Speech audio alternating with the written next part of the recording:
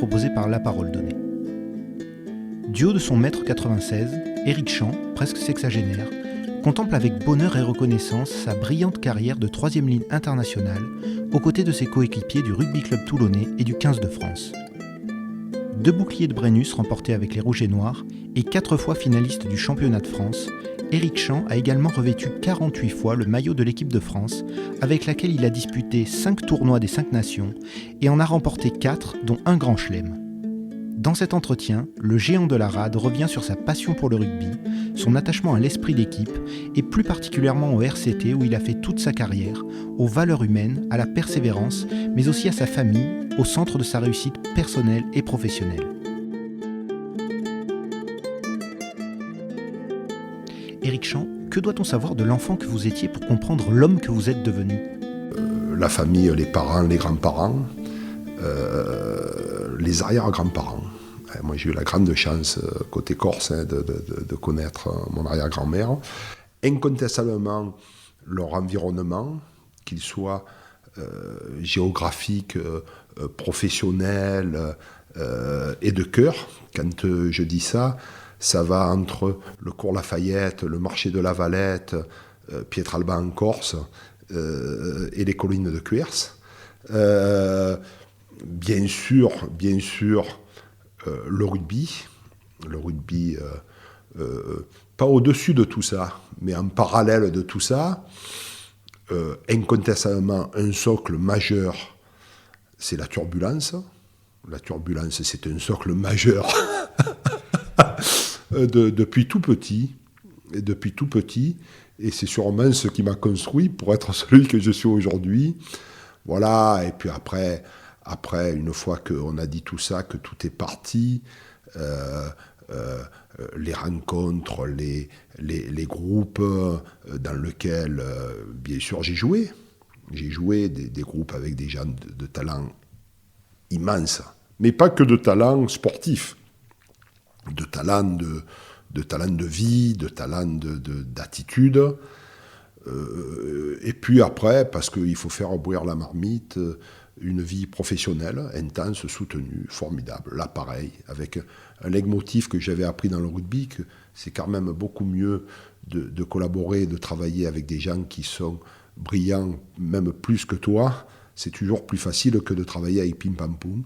Et voilà, un vrai plaisir qui d'ailleurs ne s'arrête pas, parce que c'est à aujourd'hui un aboutissement. Et l'aboutissement de ce que je m'étais toujours promis, c'était de faire mon agenda en fonction de la météo. Et donc ça, s'il doit y avoir réussite, c'est vraiment celle-là. Et quand tu vois, hier matin, je pars avec un vieil ami me faire 3 heures de VTT dans la Colle Noire, je dis, là, tu as réussi. Comment avez-vous découvert le rugby ? Moi, je suis d'une famille où tu ne découvres pas le rugby. Les choses sont claires. Moi, je suis d'une famille du rugby. Parce que d'abord, mon père, qui est parti pas trop tôt, parce que c'était l'âge pour lui, puis c'était malheureusement le moment, même si c'est dur à dire, mais c'était mieux pour lui. Lui, il était du rugby. Avant moi, il avait porté ce maillot formidable, rouge-noir, avec le bren de muguet, qu'on va bientôt honorer, aux 13 clochettes, le 1er mai. Donc moi, je n'ai pas découvert le rugby, je suis du rugby. Mon père était éducateur, il était entraîneur des cadets, comme mon frère l'a été après, et donc j'ai été baigné là-dedans, et de façon tout à fait naturelle, quand tu es turbulent, de la Valette, avec du sang corse, il faut que tu ailles au rugby. J'étais grand à la naissance, puisque ma mère m'a montré l'autre fois, c'était à mourir de rire, le truc, tu sais, le carnet de naissance, là, et le toubib, alors qu'il me met au monde, alors il marque, je sais pas, 58 cm, je crois, et il marque un géant. Donc, ça a dû être difficile pour ma mère, mais c'est comme ça, quoi. Donc, voilà. Non, j'ai commencé parce que je devais avoir quelques qualités physiques, et donc j'ai commencé bizarrement en 3 carrels, hein, je sais pas, parce que je courais vite. Et c'est un grand homme du rugby, un grand éducateur, qui nous a quittés il n'y a pas si longtemps que ça, qui est connu de tous les jeunes comme moi, d'avant mon époque, de mon époque et d'après mon époque, qui était l'éducateur du rugby club toulonnais, qui s'appelait Nano Logier. Et donc un jour, Nano Logier, parce qu'un de ses joueurs était blessé, m'a fait passer des minimes de Toulon au cadet de Toulon, de Trois-Carrel à 3e ligne. Voilà, donc comme quoi, tu vois, tout est possible. Je m'adresse aux jeunes qui, le mercredi, vont à l'école de rugby. Même si vous commencez à jouer derrière, n'ayez pas d'inquiétude. Un jour, vous pouvez rejoindre la race des seigneurs des 3e lignes et rejoindre le paquet d'avant. Quels joueurs de l'époque vous ont donné envie de jouer au rugby ? Alors, je me souviens plus du jeu. Parce que le jeu s'était assez éloigné. Et puis le jeu qu'il pratiquait était différent de celui que j'ai pratiqué moi et de celui qui se pratique encore aujourd'hui. Oui, incontestablement, moi j'allais au stade, je suis de 62, ce grand club fait un parcours 68 et 71, on s'en souvient tous, formidable, avec à sa tête un homme qui s'appelle André Herrero. Et donc, oui, j'ai vécu avec mon père, étant petit, ces grandes aventures-là, puisqu'on prenait, comme les Toulonnais, le train ou le bus, et on allait les voir à Lyon. Je me souviens de matchs à Lyon. Alors, voilà, je ne me souviens pas réellement de ce jeu, je ne me souviens pas réellement de l'avoir croisé, mais incontestablement, dans ce que m'a raconté mon père, dans l'attitude, dans le regard, dans la façon d'être à la fois par rapport à ses adversaires. Et c'est quelque chose qui m'a beaucoup attiré. Après, assez rapidement, grâce à lui d'ailleurs, puisque c'est lui qui m'a mis en équipe après, quand il est revenu de Nice, première au RCT, j'ai pu rencontrer des gens qui étaient, pour la planète rugby et puis pour la France, des gens immenses. Je pense à Jean-Pierre Rive, je pense bien sûr à Serge Blanco. Donc voilà, tout ça on fait qu'à un moment donné, moi je les voyais, puisqu'on allait voir le tournoi j'allais voir le tournoi des 5 nations, j'allais dire des 6 nations, non, parce qu'il n'y avait pas les Italiens à l'époque, des 5 nations, chez un ami à moi dont le papa était boulanger, la boulangerie Chambelotti à La Valette. Donc les samedis, c'était les gâteaux, et puis c'était tous ces gens de l'équipe de France qui baignaient nos samedis après-midi. Donc oui, pas des idoles, mais quand même des images, des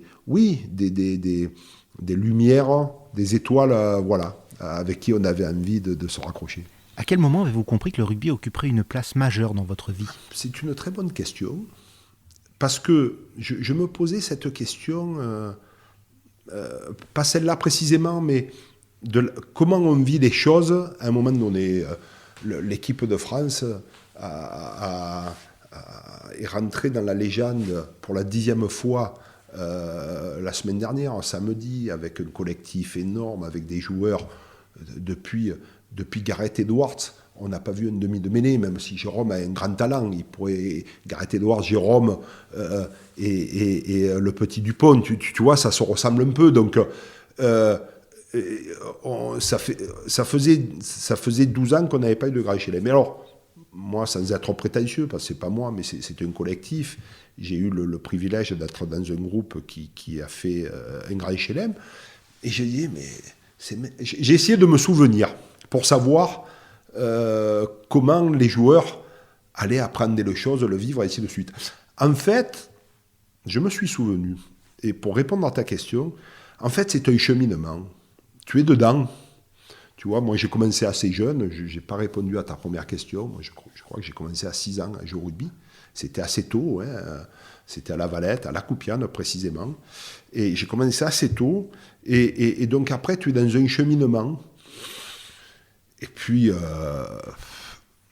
c'est pas une question d'être bon ou meilleur que les autres ou quoi que ce soit.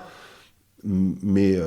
je me suis jamais posé la question, peut-être à tort, d'en sortir. J'étais dedans, c'était comme ça, c'était le mercredi, le samedi, et puis après c'est passé de 2 entraînements, et puis après tu as un choix à faire. Est-ce que c'est l'école? Est-ce que c'est le rugby? Peut-être mon père aurait aimé que j'aille à l'école, mais il a tellement été fier qu'il devait être très content que je sois le rugby. Donc, c'est un cheminement. Donc, tout ça pour venir à te dire que quand tu es dans le truc, l'événement, tu le vis, c'est formidable, c'est de l'émotion, mais ça prend la part de ta vie. Je vois aujourd'hui la place que ça prend quand je vois mes enfants, qui sont grands, hein, à la fois par la taille et par l'âge, parce que moi j'ai 2 filles qui sont parisiennes, pardon, et que je dis oui, heureusement que mon épouse les a éduqués, ainsi de suite, parce que ça prenait beaucoup de place. Moi, j'étais pas là. Et même quand j'étais là, le rugby prenait de la place. Prenait de la place dans l'émotion, prenait de la place dans mon, quelquefois, énervement, parce que même si, quand on est à l'extérieur, on paraît avoir la banane, ainsi de suite, il y a quand même, de temps en temps, beaucoup d'énervement. Comment s'est construite votre fidélité au RCT ? Auriez-vous pu jouer avec autant de plaisir et d'engagement pour un autre club français ou étranger ? Oui, tenter, oui, à titre personnel. Appeler, oui, tu t'en doutes.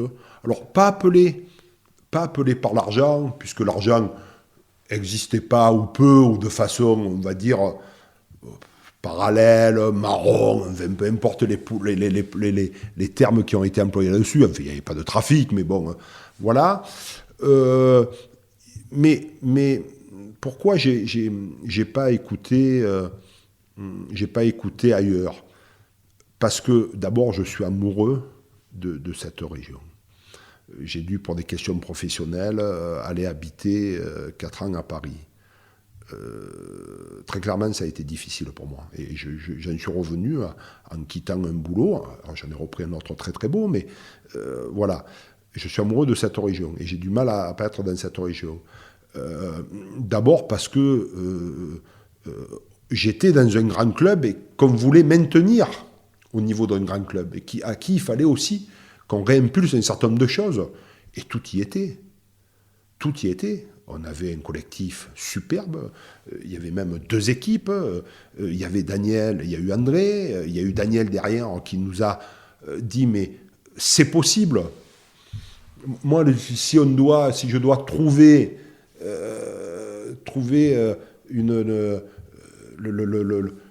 la vraie qualité de Daniel par rapport à nous, c'est pas de nous avoir fait progresser sur le rugby ou quoi que ce soit, on le connaissait mieux que lui. C'était un grand, ça a été un grand entraîneur, mais bon, voilà, ça a été de nous faire comprendre que c'était possible. Et d'ailleurs, un de tes collègues me posait la question il y a quelque temps, est-ce que 92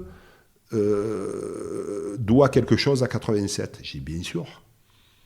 Parce qu'en 87, on a redécouvert, depuis je ne sais pas combien d'années, 50 et quelques années, qu'être champion de France, c'était possible. Donc voilà un peu le cheminement, quoi. Et voilà pour la raison pour laquelle je suis resté à Toulon. Et puis après,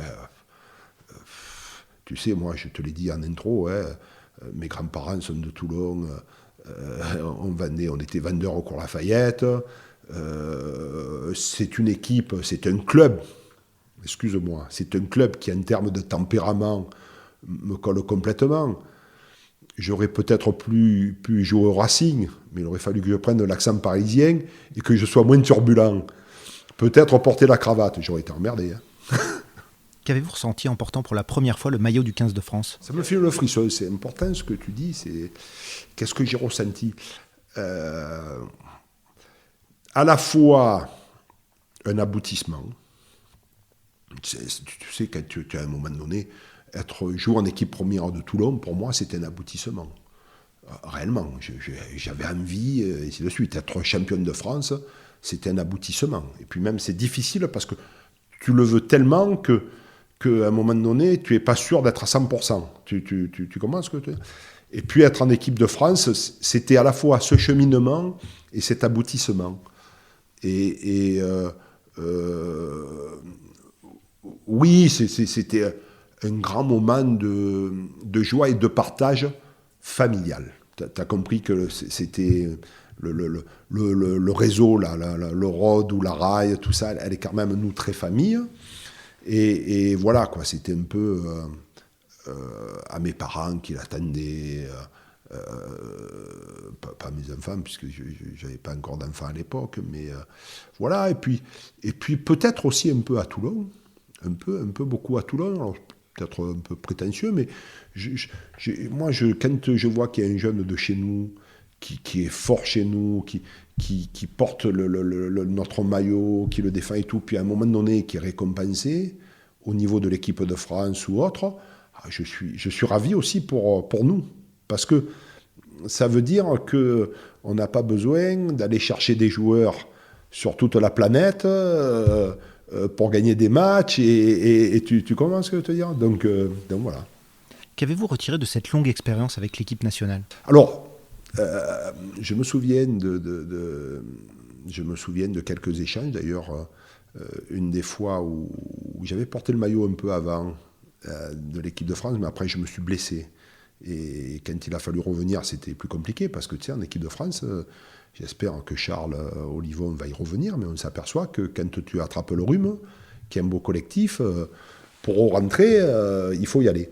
Et donc moi, j'avais déjà joué, après je me suis cassé la main, et je me souviens, la fois d'après, quand je rentre, je prends une carte pour ça, on était en Argentine, et j'envoie un petit mot à André, je lui marque merci dessus, et je lui poste au restaurant. Alors, je sais pas, les gens, toi, tu comprends, les gens peut-être comprendront pas trop tout ça, mais bon, c'est... Alors, André, je reviens à André. Et André, quand je parlais avec lui avant d'y aller, avant de jouer, il m'a dit, fais ton rôle. Et chacun d'entre nous, ce qui est formidable dans ce sport de rugby, c'est que chacun a un physique, une place, on a besoin de tout le monde, et chacun doit faire son rôle. Il me dit, tu fais ton rôle, et tu fais 2-3 actions d'éclat dans le match. Mais j'ai dit, oui, d'accord, mais il me dit, t'inquiète pas, tu vas jouer avec les 15 meilleurs, enfin, ou les 14 meilleurs.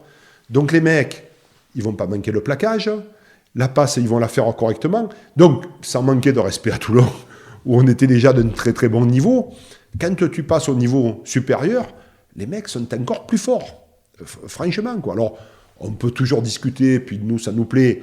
Ils n'ont pas pris lui, parce qu'il faut toujours un peu que ça discute, c'est normal, mais c'était pas presque plus facile, parce que les adversaires aussi sont plus forts, mais c'était plus simple. Tu vois ce que je veux te dire ? Tu te gères toi, tu gères ce que tu as à faire, bien sûr en bonne intelligence avec ce qui se passe sur le terrain et tout, mais voilà, donc, et puis ce que ça m'a apporté, c'est que tu continues à progresser. Ça, c'est comme dans le boulot. Quand, ce que je disais tout à l'heure, quand tu joues avec des gens qui sont plus forts que toi, si tu es aspiré à être au niveau, il faut que tu te montes d'un cran, et puis les situations sont meilleures, et ainsi de suite. Donc ça, c'était, tu vois, toujours aller chercher quand même de plus en plus haut sur la compétence et la performance. En quoi le 15 de France d'aujourd'hui est-il différent de celui auquel vous apparteniez ? Ouais, alors, j'aime bien ce mot « différent ». Les hommes sont les mêmes. Et ça, c'est quand même une belle base. Les hommes sont les mêmes. C'est-à-dire que, comme nous, il y a 50 ans, ouais, un peu plus, un jour, ils ont pris le sac et ils ont fait ce que j'appelle, moi, le chemin du mercredi. C'est-à-dire qu'ils ont rejoint un copain et pour aller à l'école de rugby. Donc, les hommes, l'accompagnement est le même. Le sport est incontestablement différent, pour une multitude de raisons. Je ne sais pas, on pourra les aborder, mais voilà. Ce qui est la même chose, c'est les hommes, c'est l'émotion qu'ils vivent et c'est celle qu'ils donnent.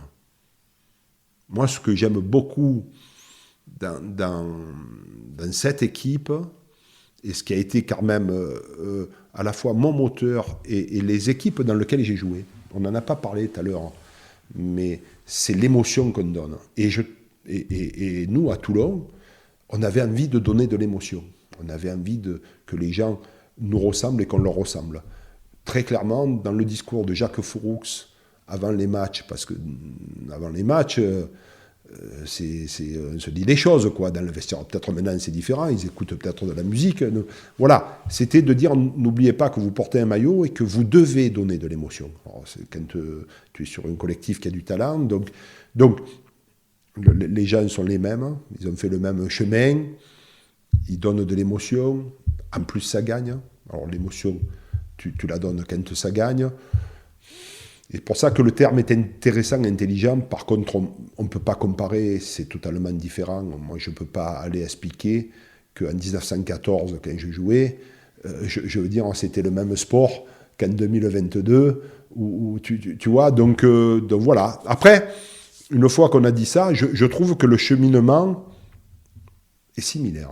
Moi, je l'ai vécu, puisque j'ai joué de 84 à 91, donc à peu près 7 ans en équipe de France, avec des succès à la fois personnels, des échecs personnels, tu y es pas, c'est la vie des sélections, ça, hein. Et puis des matchs gagnés et perdus, quoi. Hein. Mais ce que je trouve là aussi, on l'a senti un peu monter. Ça fait quand même 2 saisons qu'on sait que le collectif est là, ça fait 2 saisons que voilà, quoi, ça sent bon, et puis bing, à un moment donné, ça tombe. Encore une fois, ne comparons pas. Mais bizarrement, nous, 86, on bat les Blacks. Tiens, l'équipe de France, c'est une jeune équipe de France avec beaucoup de talent, bat les Blacks. En 87, on fait le Grand Chelem. Bizarrement, ils font le Grand Chelem.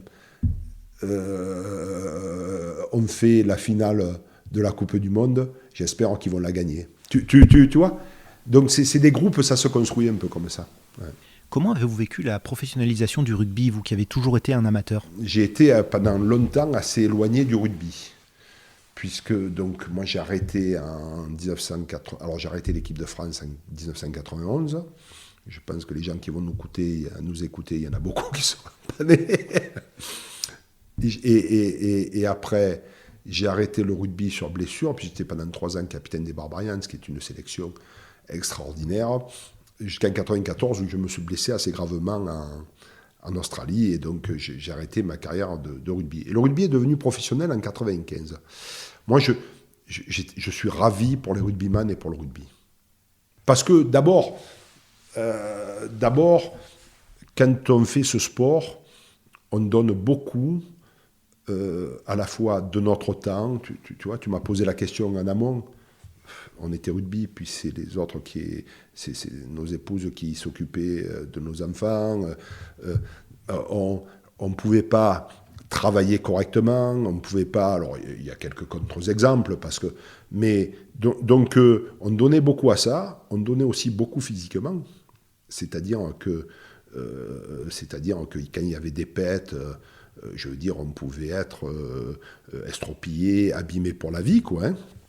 Et donc, on ne pouvait pas vivre comme ça. Et ce qui était le plus emmerdant, c'était que quand arrivait la fin, la lumière s'éteignait, et là, certains d'entre nous pouvaient se retrouver en difficulté.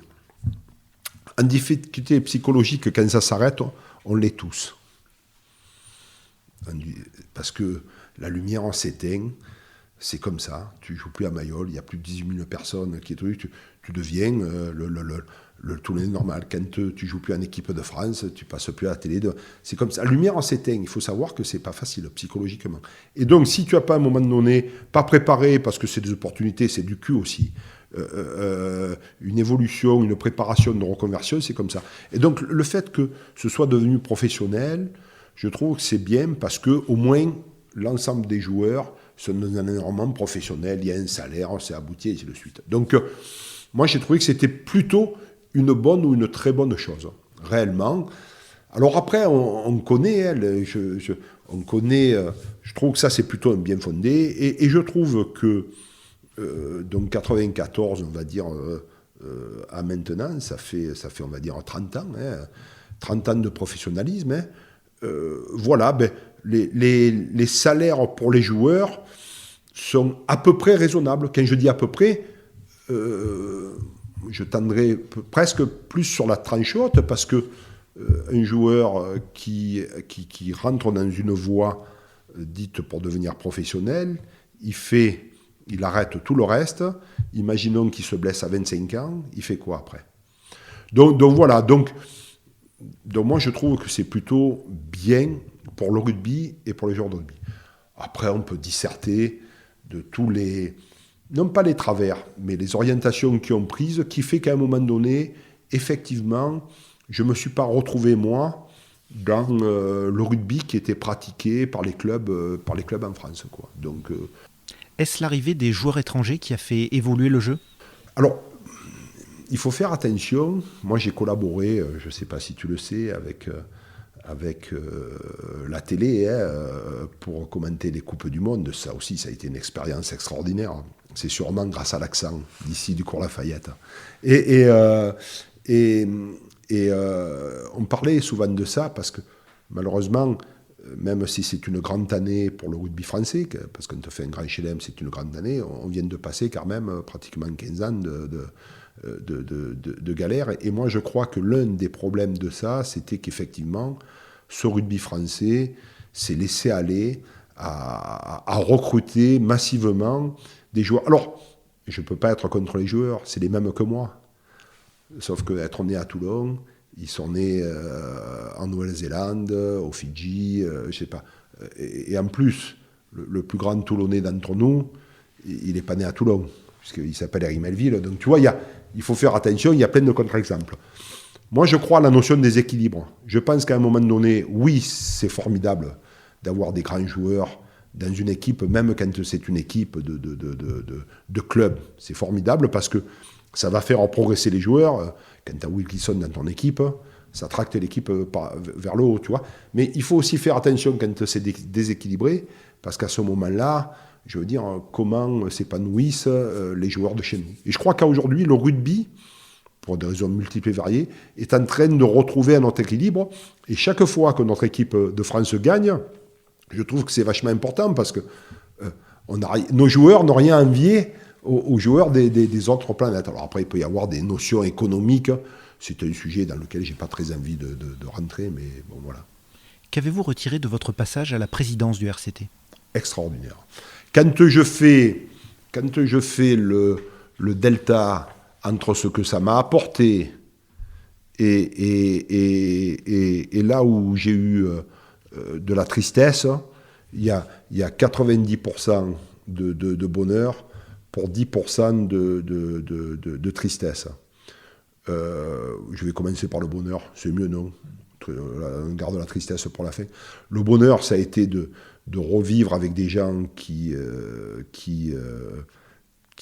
quelques années auparavant m'avaient fait roi, puisque une bonne partie de l'équipe, un noyau dur de l'équipe avait été champion de France avec moi en 92. Et voilà, ça a été une découverte extraordinaire d'autres joueurs, dont une certaine majorité venue aussi d'ailleurs.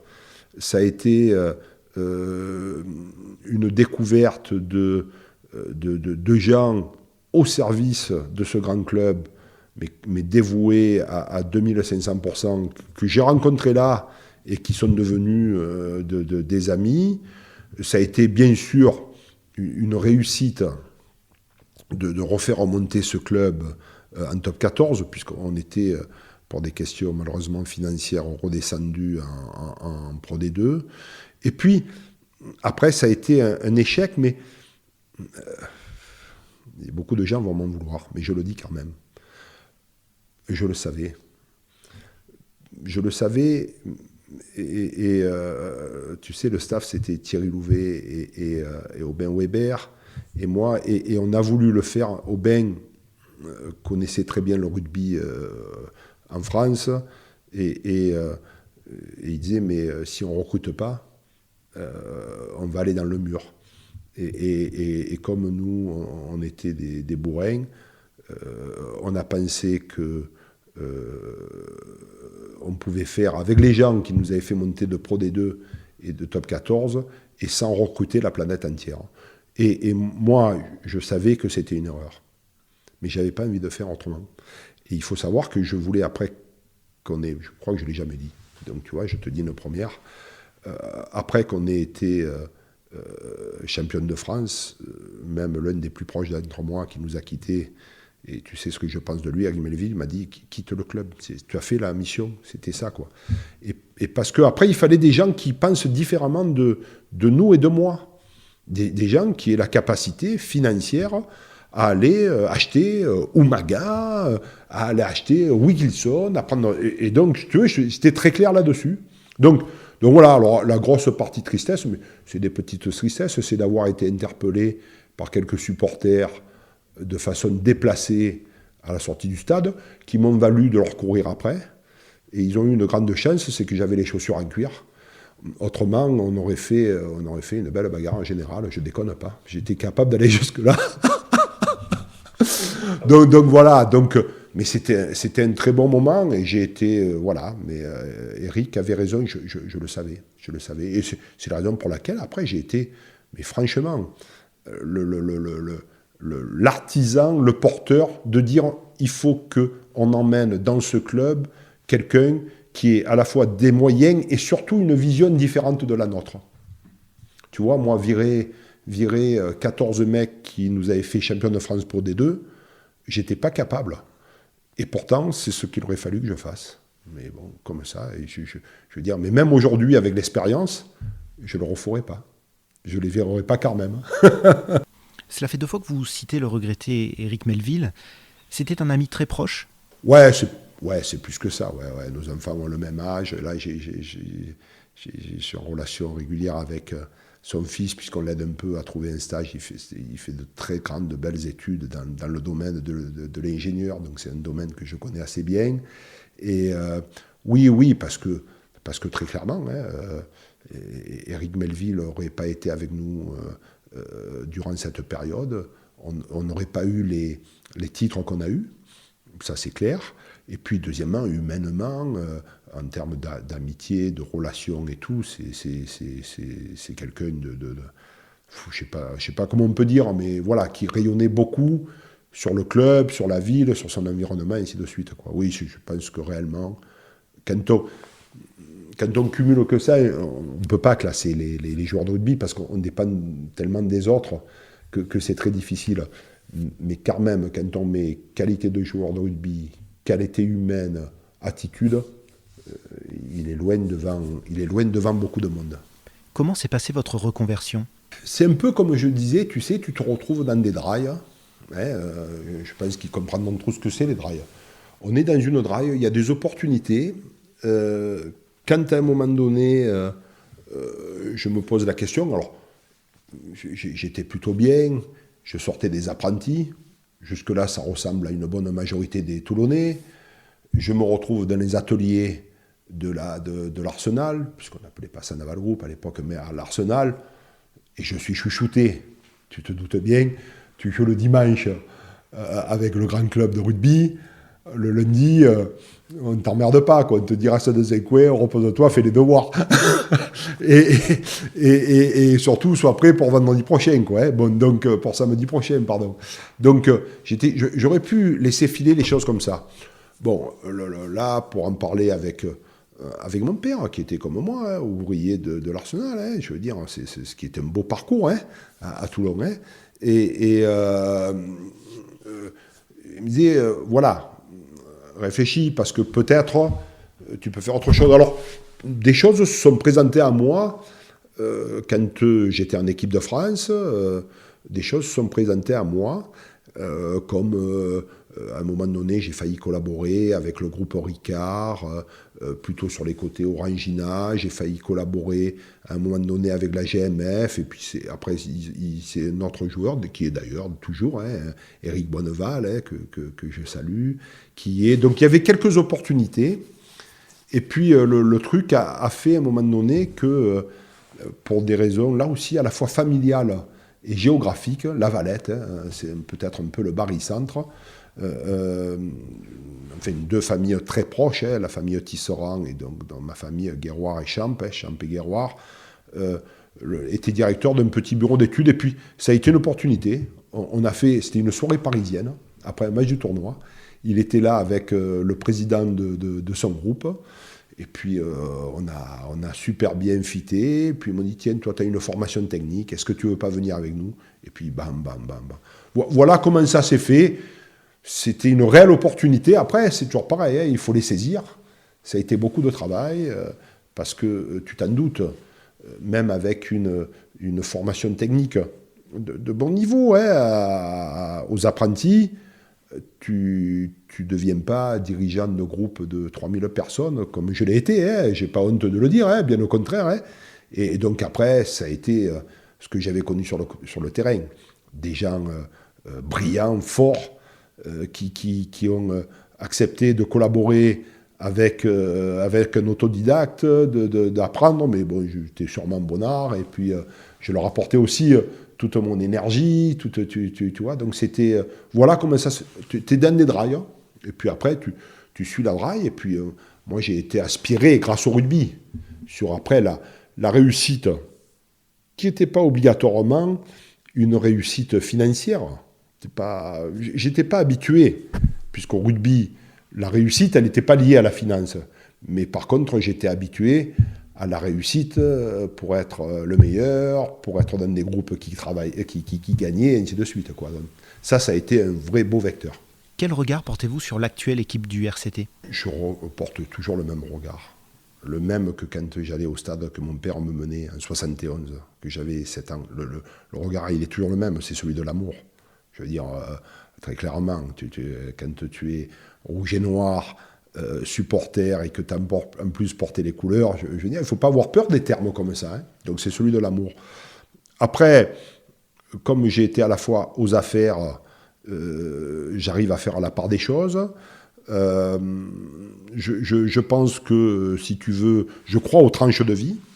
La tranche de vie précédente, elle était établie, elle a été formidable, elle a permis de donner une image planétaire de ce club, hein, et donc de cette ville, et donc de cette région. Il y a eu des retombées importantes pour tout le monde, il ne faut pas le nier, hein. Rendons à César ce qui est à César.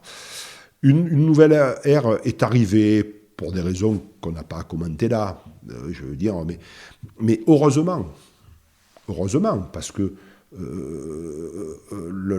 la situation financière faisant, et il était important qu'à un moment donné, on rencontre un monsieur comme monsieur Lemaître.